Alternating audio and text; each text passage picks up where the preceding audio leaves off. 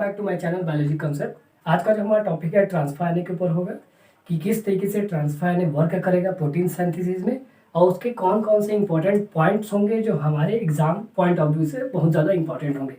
पहला चीज़ तो ये जान लेते हैं कि इसको हम टी आरएनए को ट्रांसफर आरएनए क्यों कहते हैं, क्योंकि ये क्या करता है, एक्टिवेटेड जितने भी अमीनो एसिड होते हैं ओके जो इस ट्रांसफर आरएनए के 3 साइड पे ज्वाइन करते हैं वो सारे के सारे राइबोसोम्स के 50S सब यूनिट पे आके ट्रांसफर होंगे। ठीक है, मतलब प्रोटीन सिंथेसिस के लिए जितने भी अमीनो एसिड को लाएगा तो लाने का काम कौन करेगा, ट्रांसफर आरएनए। ओके, कुछ इंपॉर्टेंट पॉइंट जान लेते हैं, जैसे कि इसका साइज कितने साइज का होगा, तो क्या ये स्मॉलर साइज में होंगे, क्या ये लॉन्गर साइज में होगा, तो ये स्मॉल साइज का होगा। ठीक है, सबसे छोटा आरएनए कहेंगे इसे। अदर नेम और किन किन नेम से हम जान सकते हैं, पहला चीज तो ट्रांसफर आरएनए, और क्या नेम हो सकता है, सेकेंड हो जाएगा सोल्यूबल आरएनए। सोल्यूबल आरएनए कहाँ पे ये सोल्यूबल होगा, कहाँ पे डिसॉल्व होगा, तो 1 मोल NaCl। ठीक है, अच्छी तरीके से डिसॉल्व हो जाएगा। और एक चीज इसको एडेप्टर आरएनए ही बोलेंगे, एडेप्टर आरएनए। क्यों एडेप्टर आरएनए बोले हैं, किसको एडेप्ट कर रहा है, जितने भी एक्टिवेटेड अमीनो एसिड हैं जो अमीनो एसाइल बाइंडिंग साइट से आके जुड़ता है, सिंथेटेस से जुड़ेगा, उन सभी सिंथेटेस एंजाइम से हमारा जो ट्रांसफर आरएनए है वो राइबोसोम के 50S सब यूनिट पे लाके जुड़ेगा। स्टैंडर्ड कैसा होता है, क्या ये सिंगल स्टैंडर्ड होंगे या फिर डबल स्टैंडर्ड होगा, तो ये सिंगल स्टैंडर्ड होगा, सिंगल स्ट्रैंड में प्रेजेंट होंगे, बट फोल्डिंग रीजन के थ्रू हमें डबल स्टैंडर्ड दिखते हैं। तो इस पे single standard with loops and fold. ठीक है, लूप्स एंड फोल्ड। फिर देखते हैं न्यूक्लियोटाइड का नंबर, कितने टाइप्स के इसमें न्यूक्लियोटाइड सीक्वेंस प्रेजेंट होंगे, तो 75 से लेके 95 सीक्वेंसेस बेसिस पे न्यूक्लियोटाइड प्रेजेंट होंगे। एबनॉर्मल बेस पे प्रेजेंट होता है, जिस पे हेटेरोन बॉन्ड नहीं होगा, जिस पे लूप्स बनेंगे। तो उन लूप्स का नाम क्या है, पहला चीज को बोलेंगे हम pseudo uracil, inosine and DHU, जिसको हम बोलते हैं डाईहाइड्रोयूरेडिन। ठीक है, ये सारे के सारे लूप्स हैं जो फोल्डिंग रीजन के थ्रू फॉर्मेट होते हैं, ये इस तरीके से। ये पहला loop, second loop, third loop. एक और लूप होता है वेरिएलो लूप, जो वेस्टिजियल ऑर्गन है जिसका कुछ काम है नहीं। ठीक है, अब टोटल इसका परसेंटेज देखने हैं हम, जो हमारा ट्रांसफर आरएनए है वो कितने परसेंट में प्रेजेंट होता है, तो 10 to 15% प्रेजेंटेटिव आरएनए। ओके, किस एंजाइम्स की रिक्वायर होगी, मोस्ट नेसेसरी, वो होता है हमारा RNA polymerase third. RNA polymerase third, मतलब जैसे ही आरएनए पॉलीमरेज बाइंड किया, मतलब हमारा ट्रांसफर आरएनए फॉर्मेट होगा। ठीक है, फिर हम देखते हैं मॉलिक्यूलर वेट। इसका मॉलिक्यूलर वेट कितना हो जाएगा, 30,000 से लेके 40,000 तक।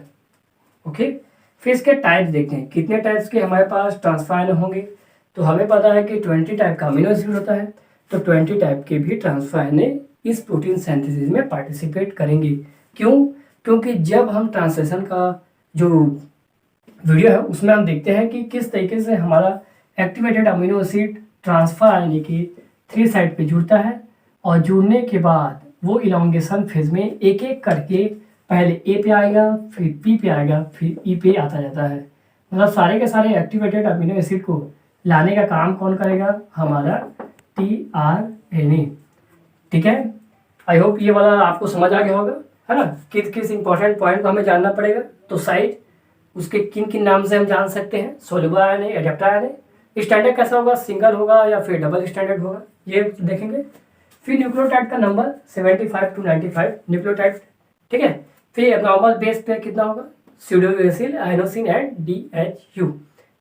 Best model to explain structure of a tRNA was given by Robert and Holly.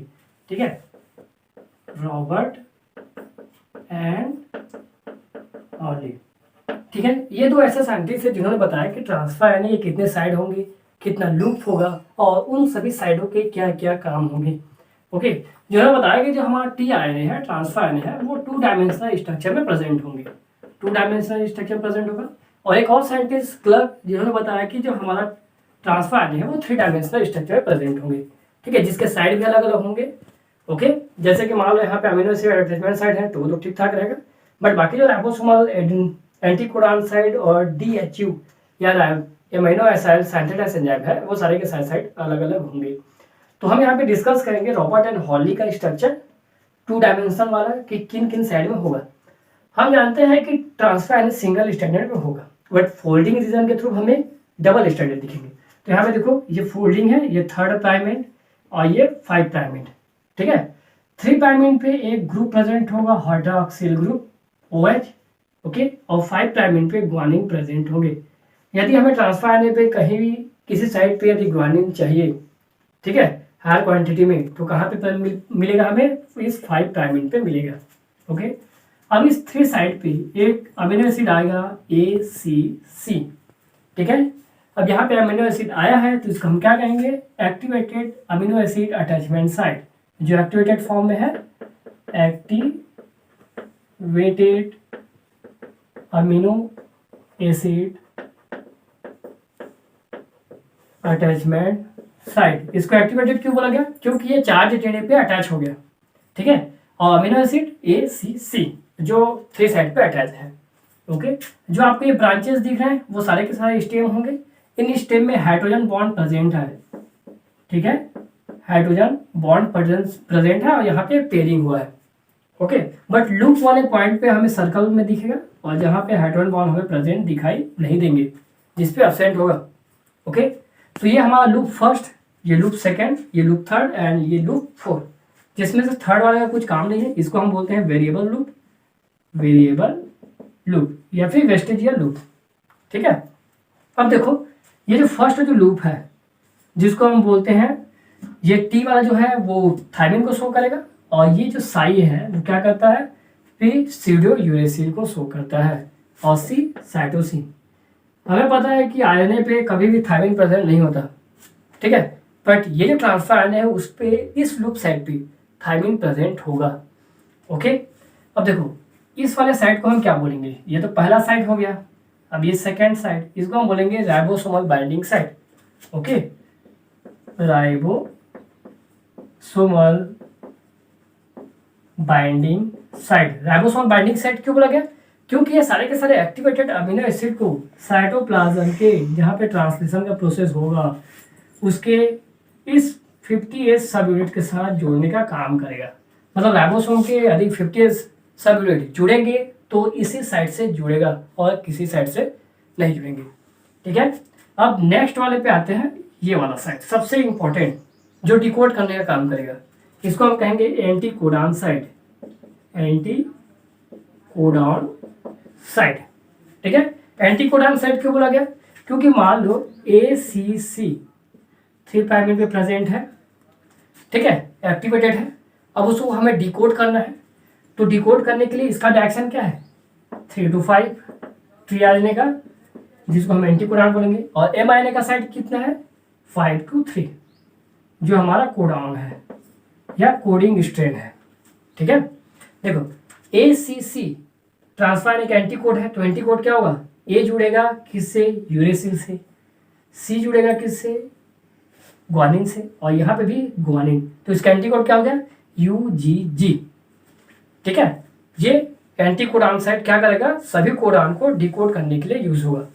अब अगला हम देखते हैं लास्ट वाला जो पॉइंट है, DHU लूप के एक साइड होगा जिसको हम बोलेंगे अमीनो एसाइड सिंथेटाइज बाइंडिंग साइड, ठीक है, अमीनो एसाइड सिंथेटाइज बाइंडिंग साइट, ठीक है। एक तरीके का एंजाइम है इस तरीके से, ये